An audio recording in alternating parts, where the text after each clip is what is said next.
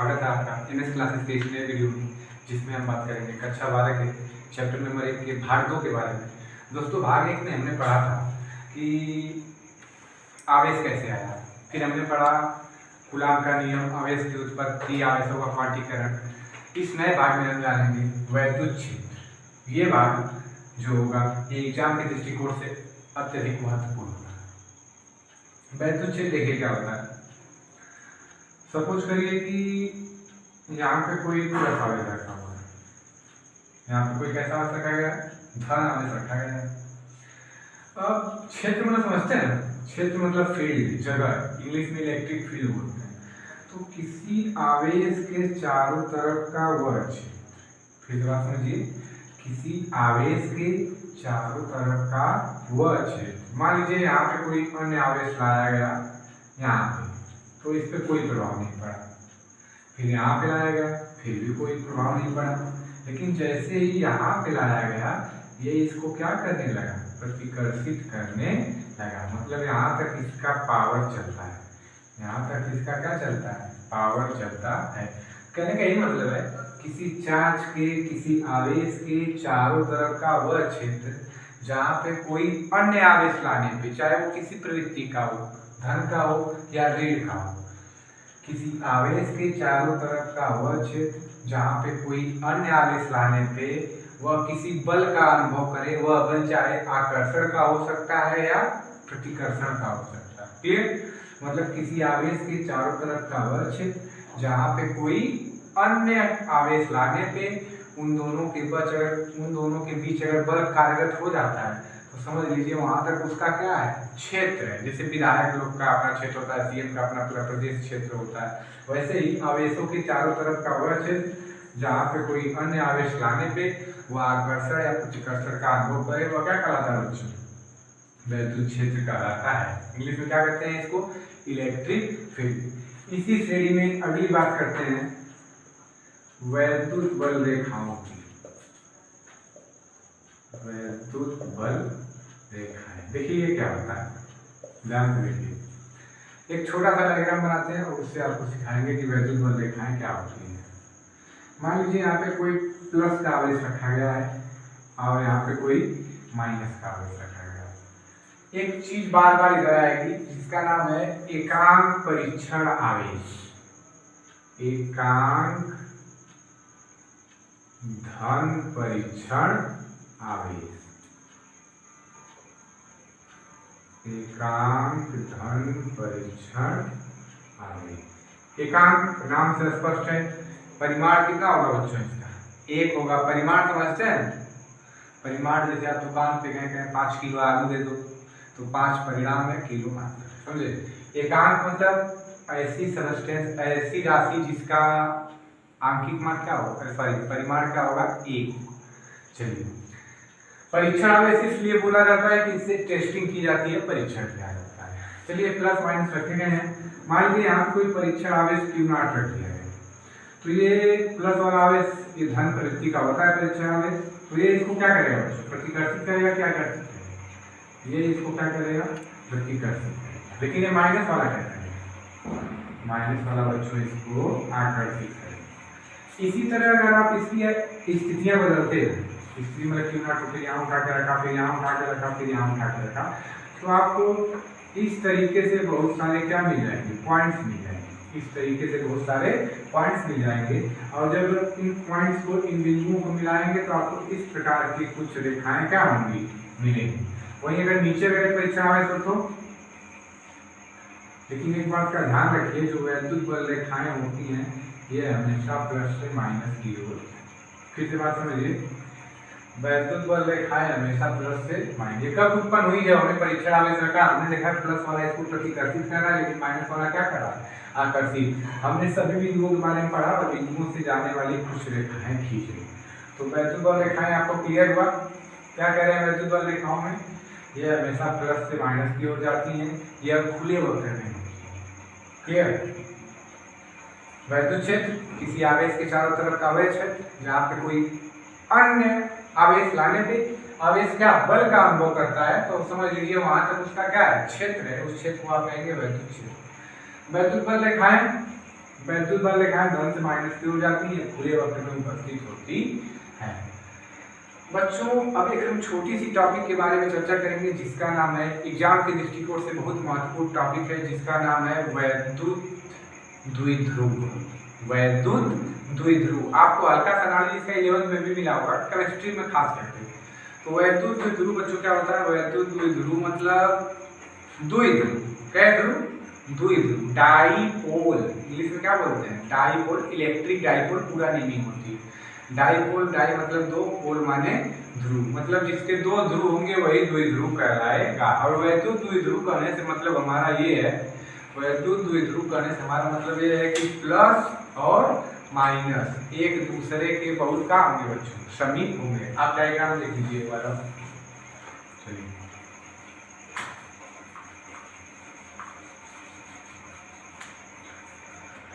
अब बात करते हैं किसका? वैद्युत द्विध्रुव, इलेक्ट्रिक डाईपोल। फिर बात मुझे द्विध्रुव मतलब दो ध्रुव, ध्रुव मतलब सिरे या किनारे, इंग्लिश में क्या बोलते हैं? डाईपोल। कहने का ये मतलब है जब दो आवेश एक दूसरे से छोटी दूरी पे रखे जाएंगे। कैसे दूरी पे?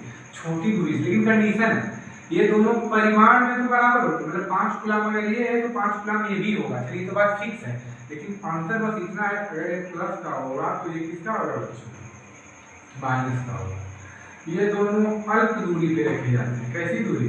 अल्प दूरी, 2l दूरी पे, मतलब इस मध्य बिंदु से ये दूरी पे होता है और ये भी ये दूरी पे। अगर टोटल दूरी की बात करें तो ये मिला के बच्चों 2l। किस बात समझिए, वैद्युत द्विध्रुव इलेक्ट्रिक डाईपोल क्या होता है? इलेक्ट्रिक डाईपोल मीन्स दो आवेश जिनके परिमाण मतलब मात्रा क्या होगी? बराबर होगी। और अगर एक आवेश आपका धनात्मक है तो अन्य आवेश क्या होना चाहिए? ऋणात्मक होना चाहिए। दोनों अल्प दूरी पे रखे जाएंगे। चलिए तो इस पूरी व्यवस्था को आप क्या कहते हैं बच्चों? वैद्युत द्विध्रुव कहते हैं। आप चाहे तो इस पॉइंट को नेमिंग कर सकते हैं, ए बी कर जाते हैं, ठीक है। वैद्युत द्विध्रुव से ही, वैद्युत द्विध्रुव से ही एक टॉपिक, एक परिभाषा, एक व्यवस्था निकल के आती है जिसको आप कहते हैं वैद्युत द्विध्रुव आघूर्ण। वैद्युत द्विध्रुव आघूर्ण। चलिए वैद्युत द्विध्रुव आघूर्ण क्या कहता है? जैसे देखिए वैद्युत द्विध्रुव है तो आघूर्ण भी उसी का निकलेगा, समझ रहे हैं? तो वैद्युत द्विध्रुव आघूर्ण को संकेत होता है P। क्या होता है?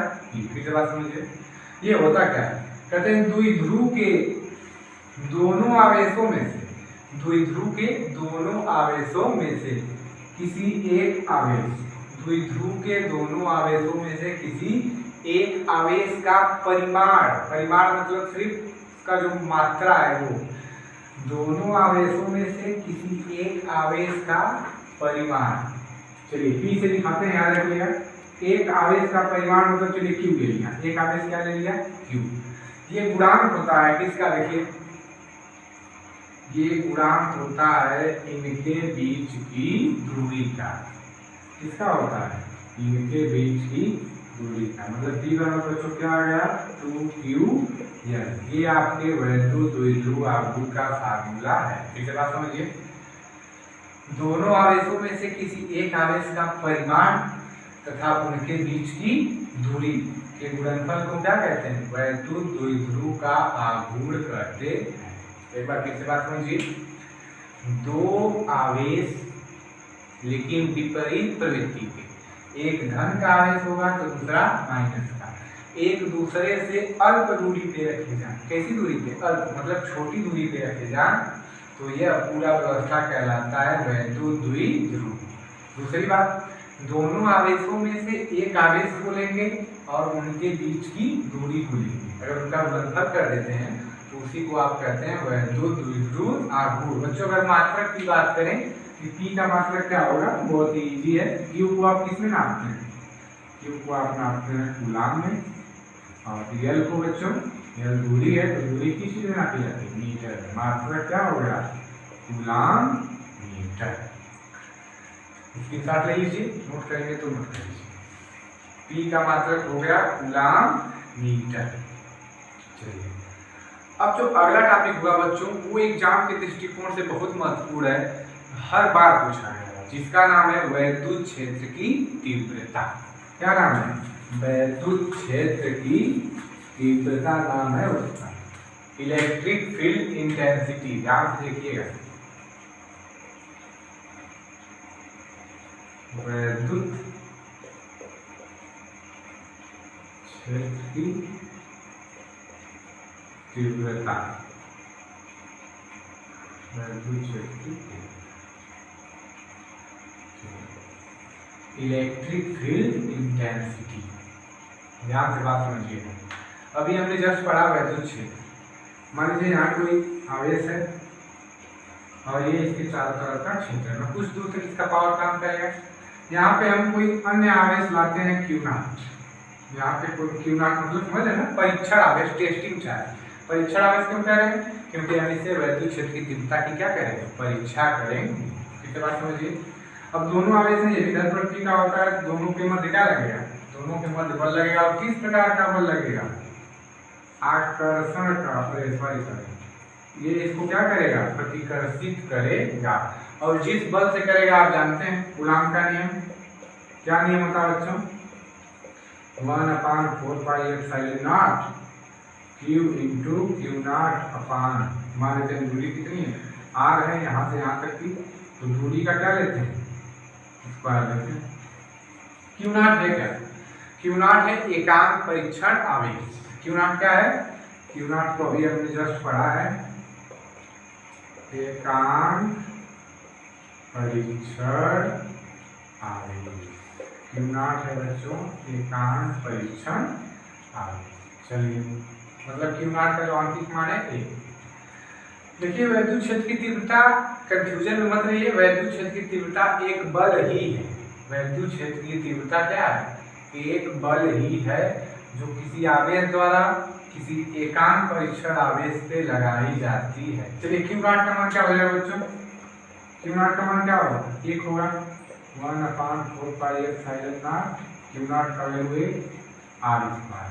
जैसे ही आप यहाँ पे परीक्षण आवेश पे लगने वाले बल की गणना करेंगे, F को आप क्या कहने लगेंगे? F को आप कहने लगेंगे वैद्युत क्षेत्र की तीव्रता। इसकी हम एक और डिफिनेशन आपको भी देते हैं, इसे बात समझिए। क्या व्यवस्था है? एकांक परीक्षण आवेश पे लगने वाला बल ही क्या है? वैद्युत क्षेत्र की तीव्रता है। एकांक परीक्षण आवेश पे लगने वाला बल ही वैद्युत क्षेत्र की तीव्रता। चलिए ये मिला आपको E बराबर 1/4πε0 Q/R का स्क्वायर। चलिए अब बात करते हैं, इसी को दूसरे वे में हम देख लेते हैं। दूसरे वे में देखने का देखिए क्या मतलब है हमारा। कहा जाता है, किताबों में परिभाषा लिखी है कि परीक्षण आवेश पे लगने वाले बल तथा परीक्षण आवेश के मान के अनुपात को आप क्या करते हैं? वैद्युत क्षेत्र की तीव्रता करते हैं। मतलब E बराबर F/Q। E बराबर क्या? F/Q। चलिए तो F का वैल्यू यहाँ से रखें, क्या होता है? चलिए रखते हैं।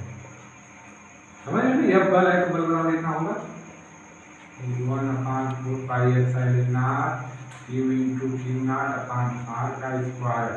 अभी सिर्फ F का वैल्यू रखें, देखिए F/Q0 है, F का वैल्यू इतना है कि आप क्या रखेंगे? Q0 से Q0 क्या हो जाएगा? कट जाएगा। E बराबर क्या आएगा? फिर वही आ रहा जो हमने इधर प्रूव किया है, Q/R का स्क्वायर। तो वैद्युत क्षेत्र की तीव्रता क्लियर है आपका? वैद्युत क्षेत्र की तीव्रता किसी परीक्षण आवेश पे लगने वाले बल तथा उस परीक्षण आवेश के मान के अनुपात को आप क्या कहते हैं? वैद्युत क्षेत्र की तीव्रता कहते हैं। Q0 का मान एक होता है, जैसे ही आप एक रखेंगे E बराबर क्या आ जाएगा? F आ जाएगा। ठीक है। अब वैद्युत क्षेत्र की तीव्रता आपको एक विशेष परिस्थितियों में निकालनी है, जिस परिस्थिति का नाम है अक्षीय स्थिति और निरक्षीय स्थिति। यही क्वेश्चन बार बार एग्जाम में पूछा जा रहा है। अक्षीय स्थिति का और निरक्षीय स्थिति का क्वेश्चन बार बार एग्जाम में क्या किया जा रहा है, पूछा जा रहा है। लेकिन क्वेश्चन कैसे पूछा जाएगा, क्वेश्चन पूछा जाएगा कि वैद्युत द्विध्रुव के कारण, किसके कारण, वैद्युत द्विध्रुव के कारण, किसके कारण, वैद्युत द्विध्रुव के कारण अक्षीय स्थिति में और निरक्षीय स्थिति में वैद्युत क्षेत्र की तीव्रता की गणना करिए। किस बात समझिए, वैद्युत द्विध्रुव के कारण अक्षीय स्थिति में तथा निरक्षीय स्थिति में वैद्युत क्षेत्र की वैद्युत क्षेत्र की तीव्रता की क्या करिए, गणना। तो हम चलिए शुरू करते हैं। कौन सी स्थिति बच्चों, अक्षीय, कौन सी स्थिति, अक्षीय स्थिति। अक्षीय स्थिति मतलब इंग्लिश में कहते हैं एक्सियल पोजीशन। कौन पोजीशन, एक्सियल पोजीशन। चलिए एक द्विध्रुव लेते हैं जिसका नाम क्या है, AB। द्विध्रुव से आप भली भांति परिचित हैं। यहाँ पे अगर प्लस क्यू रखा गया है तो यहाँ पे बच्चों माइनस क्यू। यहाँ पे अगर O है तो ये डिस्टेंस कितनी होनी चाहिए, ये डिस्टेंस कितनी होती है, और ये टोटल डिस्टेंस 2। एक्सियल पोजीशन मतलब इसी के सामने, इसी अक्ष, ठीक है, या तो इधर या तो इधर। तो चलिए अच्छी स्थिति क्या है, तो O से कुछ दूरी पे हम मान लेते हैं कोई जगह है P, जहाँ आपको निकालनी है वैद्युत क्षेत्र की तीव्रता। O से कितनी दूरी पे है बच्चों, ये O से ये R दूरी पे है वैद्युत क्षेत्र की तीव्रता आपको निकालनी है। O से R दूरी पे कोई जगह है P जहाँ। अच्छा चलिए, तो डिस्टेंस पता है कि O से P तक की दूरी R है, लेकिन क्या आपको ये पता है कि A से P तक की दूरी क्या है, A से P तक की दूरी क्या है। ध्यान से देखिए, O से P तक की दूरी क्या है, R, और यहाँ से यहाँ तक की दूरी क्या है, L। तो सिंपल सी बात है, ये टोटल दूरी हो जाएगी R प्लस L। मतलब A से P तक की जो दूरी होगी वो बच्चों क्या हो जाएगी, R प्लस L। उसी तरह यहाँ से आप बेसिक आइडिया लगा सकते हैं, ये टोटल दूरी R है तो माइनस B से दूरी होगी R माइनस। तीव्रता का फार्मूला अभी आप पढ़े। अच्छा एक बात बताइए, P पे परीक्षण आवेश है, P पे क्या रखते हैं, परीक्षण आवेश। तो प्लस वाला इसको क्या करेगा, आकर्षित करेगा कि प्रतिकर्षित करेगा, प्लस प्लस को करेगा प्रतिकर्षित, झटका मारेगा, दूर भगाएगा। तो इसके कारण तीव्रता मान लेते हैं E1, दो तीव्रता मिलेगी ना, प्लस के कारण एक माइनस के कारण। तो पहली वाली को E1 और दूसरी वाली को क्या मान लेते हैं, E2। तो E1 की दिशा किधर को होगी, E1 की दिशा हो गई इधर, देख रहे हैं, प्लस प्लस प्रतिकर्षित। लेकिन इसकी दिशा किधर होगी, E2 की दिशा इस है। क्लियर। चलिए, तो प्लस Q के कारण वैद्युत क्षेत्र की तीव्रता का फार्मूला लगाते हैं। प्लस Q के कारण वैद्युत क्षेत्र की तीव्रता का क्या निकालते हैं, फार्मूला। तो अभी आपने पढ़ा प्लस Q के कारण क्या माने, E1 फार्मूला का था जी का 1/4 pi epsilon not Q upon R का स्क्वायर। लेकिन आप प्लस Q के कारण पढ़ रहे हैं तो ये जिस बिंदु पे निकालना उसकी दूरी कितनी है, A से P तक की दूरी R प्लस L। फार्मूले में R का स्क्वायर होता है, तो R प्लस L का बच्चों क्या हो जाएगा, स्क्वायर। क्लियर। इसी तरह जब आप E2 निकालेंगे तब 1/4 पाई एप्सिलॉन नॉट, कुछ नहीं, कुछ बदलेगा क्या, हाँ बदलेगा। ये R प्लस L था, यहाँ पे दूरी क्या है, R माइनस L। ये क्वेश्चन लॉन्ग टाइम में पूछा जाता है। चलिए एक बात बताइए आपको, हमको E1 बड़ा है कि E2 बड़ा है, ध्यान से बताइएगा, E1 बड़ा है कि E2, जल्दी बताइए कमेंट सेक्शन में। बच्चों एक बात आप याद रखिए, जिस भिन्न का हर छोटा होता है वह भिन्न क्या होती है, बड़ी होती है। तो इसके हर में घटाना है, तो यह हर अगर छोटा है तो भिन्न क्या होगी, बड़ी। R माइनस L में छोटा हर है तो E2 का होगा बड़ा होगा। E2 is greater than E1। दोनों की दिशा विपरीत है क्या, देखिए E1 इधर E2 इधर, तो दिशा विपरीत है। तो परिणामी निकालने के लिए बड़े वाले में से छोटे वाले को क्या कर देंगे, माइनस कर देंगे। E बराबर E2 माइनस E1 कर दिए। चलिए इसको समीकरण 1 और इसको समीकरण 2, समीकरण 1 और 2 से चलिए E2 और E1 का मान रखते हैं। तो E2 का मान देखिए बच्चों ये है 1/4 pi epsilon not Q upon R minus L का स्क्वायर। बीच में बच्चों क्या लगा है, माइनस। फिर E1 तो है ये 1/4 pi epsilon naught Q upon r plus L का स्क्वायर। कुछ आपको कॉमन दिख रहा है, देखिए 1/4 पाई एप्सिलॉन नॉट क्यू, दोनों में क्या है कॉमन है, तो इसको हम लोग क्या कर लेंगे, इसको हम कर लेते हैं कॉमन। क्या क्या कॉमन है, Q/4 पाई एप्सिलॉन नॉट। जैसे ही आप इसको कॉमन करेंगे यहाँ पे क्या बचेगा 1/r माइनस यल का स्क्वायर, माइनस लगा 1/r प्लस यल का स्क्वायर। किसी कोई डाउट? चलिए कितना हो जाएगा आपका। अब देखिए अब क्या करेंगे, अब नॉर्मल आप बुरा भाग मैथमेटिक्स यहाँ से स्टार्ट। E बराबर Q/4 पाई एप्सिलॉन ब्रैकेट में देखते हैं, एलसीएम लेंगे, एलसीएम में same thing I r minus L का square into r plus L का स्क्वायर। इजी है ना। चलिए r माइनस एल से डिवाइड करेंगे तो r प्लस एल वाला बचेगा, r प्लस एल का स्क्वायर। r प्लस एल वाले से डिवाइड करेंगे तो r माइनस एल, बीच में क्या रहेगा, बीच में माइनस वाला रहेगा, r माइनस एल का स्क्वायर। चलिए होल स्क्वायर ब्रेक करते हैं, होल स्क्वायर ब्रेक करना आता होगा आप सबको, तो a square plus b square, एक की जगह r है b की जगह a square plus b square plus 2ab।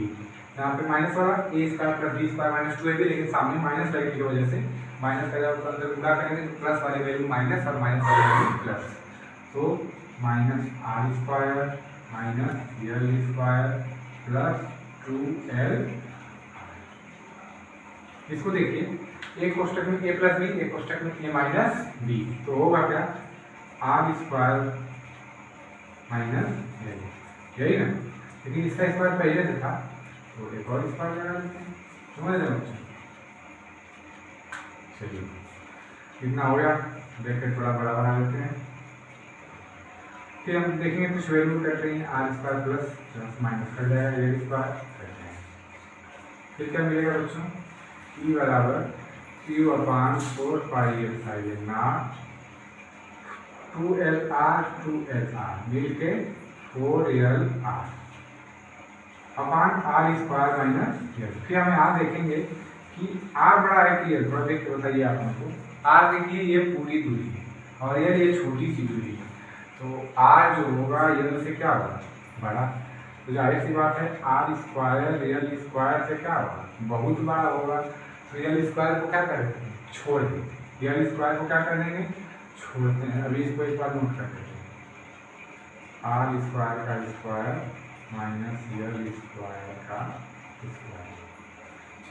इसको थोड़ा बड़ा कर देते हैं, इसके बाद समझिए यहाँ पे आपने क्या किया Q/4 पाई एप्सिलॉन नॉट, फिर ये जो कटा 2LR मिलके बच्चों 4LR, जो भी वैल्यू है इसको नोट करते हैं, r स्क्वायर का स्क्वायर माइनस यल स्क्वायर का स्क्वायर। फिर हम लिखेंगे r बड़ा है यल से, तो r स्क्वायर बहुत बड़ा होगा किससे यल स्क्वायर से। बच्चों यहाँ तक आप स्क्रीनशॉट ले लीजिए या नोट कर लीजिए, जहाँ कहीं भी ना समझ में आया आप हमसे कमेंट सेक्शन में इसके बारे में डिस्कस कर सकते हैं। इसके आगे चलते हैं, तो नोट कर लिया हम लोग। चलिए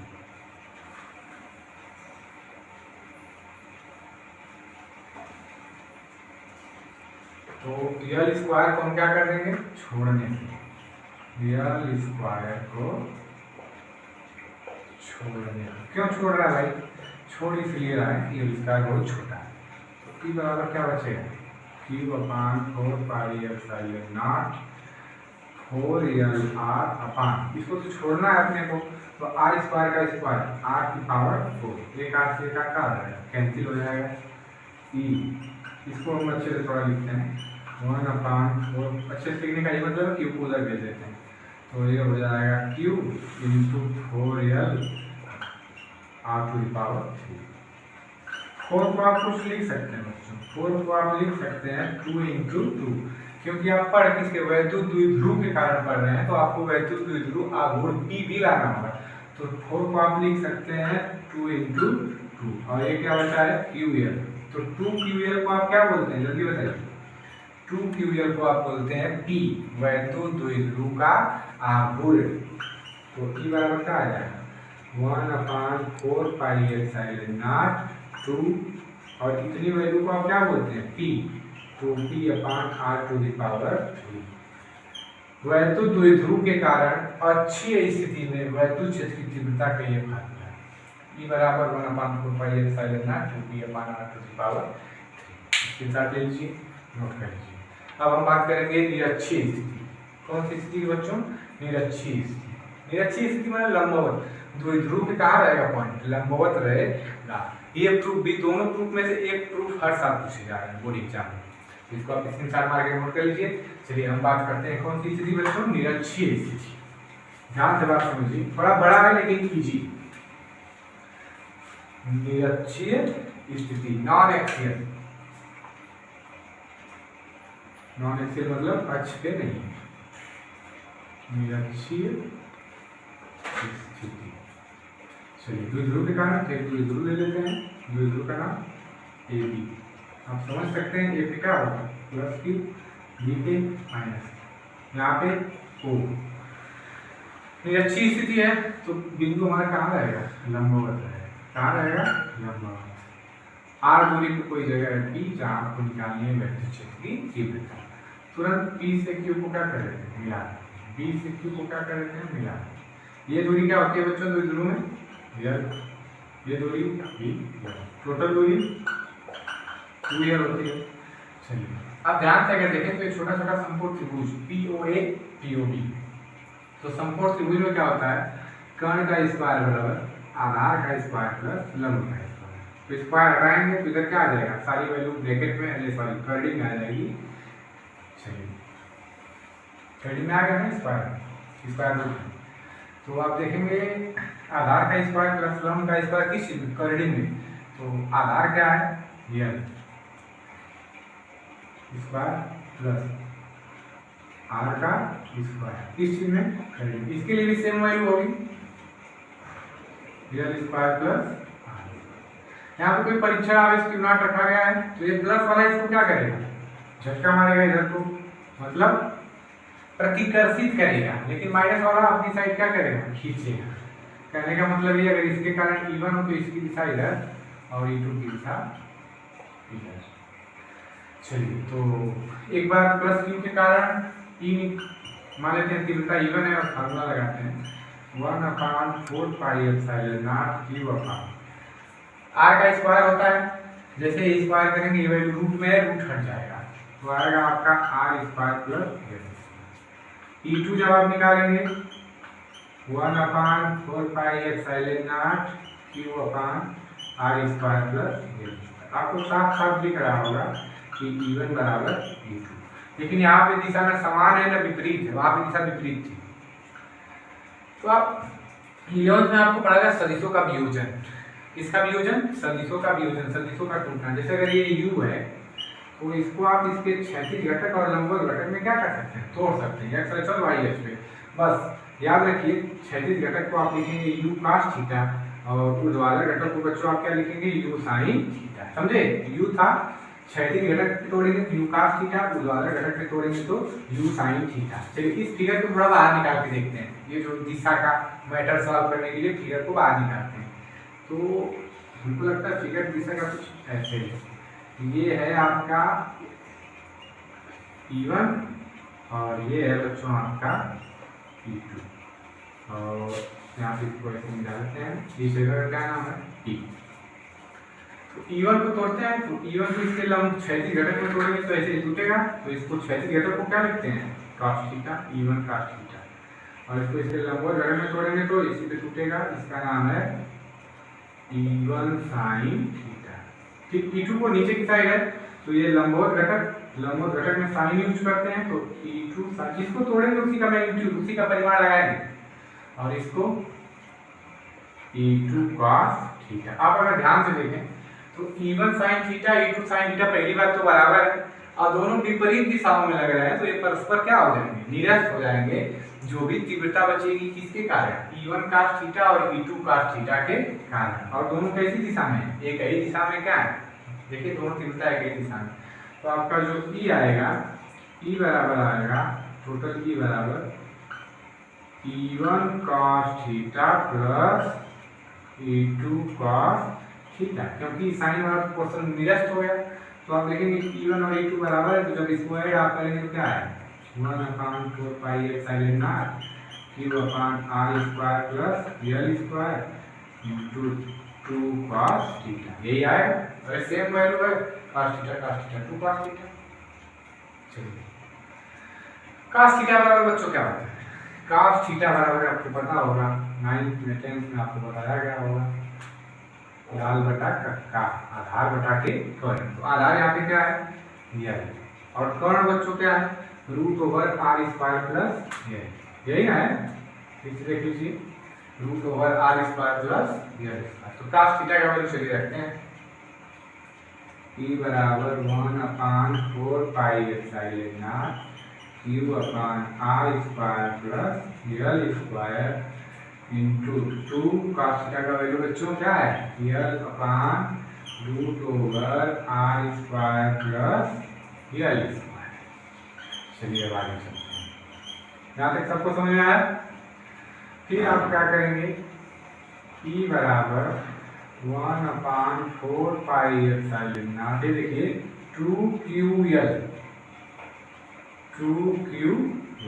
upon r square plus L square. अच्छा देखिए इसको आप क्या लिख सकते हैं, रूट में है तो रूट हटा के इसकी पावर क्या लिख सकते हैं, इसकी पावर हाफ लिख सकते हैं, r square plus L square की पावर 1/2 या हाफ, समझ रहे हैं ना, रूट हटेगा तो पावर में 1/2 हो जाएगा। अच्छा इसकी पावर कुछ नहीं है तो 1 है, और जब बेस आधार समान होता है तो घातें क्या होती हैं, जुड़ती हैं, बेसिक सा फंडामेंटल रूल है। किसी का भी आधार समान हो तो घातें क्या हो जाती है, जुड़ती है। देखिए r square plus L square आधार समान, तो घात इसका 1 और 1/2 आप जोड़ेंगे तो बच्चों कितना आएगा जल्दी बताइए, 1 और 1/2 जोड़ेंगे तो आएगा आपका 3/2 r square plus L square की पावर 3/2 जोड़ देख लें, एलसीएम लेंगे क्या आएगा 2 + 1 दैट इज 3/2, ठीक है, बेसिक सी बात थी। चलिए फिर हम वही कहानी दोहराएंगे जो हमने अच्छी में दोहराई थी कि r क्या है बड़ा है L से, तो r स्क्वायर बहुत बड़ा होगा L स्क्वायर से, L स्क्वायर को क्या कर देंगे छोड़ दें, चलिए छोड़ देते हैं। और 2QL को बच्चों आप क्या बोलते हैं, बैतुल द्विध्रुव आघूर्ण मतलब P बोलते हैं। तो r square plus L square, r square plus L square क्या करें, L स्क्वायर को छोड़ना है तो बचेगा क्या, r स्क्वायर की पावर 3/2, 2 से 2 बच्चों क्या हो जाएगा कैंसिल। तो E बराबर क्या बचा 1/4 पाई एप्सिलॉन नॉट P/r⁴। ये आपका निरक्षीय स्थिति के लिए फार्मूला है, ठीक है बच्चों। आप हमको जरूर बताएं आपका वीडियो आपको कैसे लगा, हमारा वीडियो आपको कैसा लगा, और कमेंट सेक्शन करें, लाइक करें, सब्सक्राइब करें। धन्यवाद।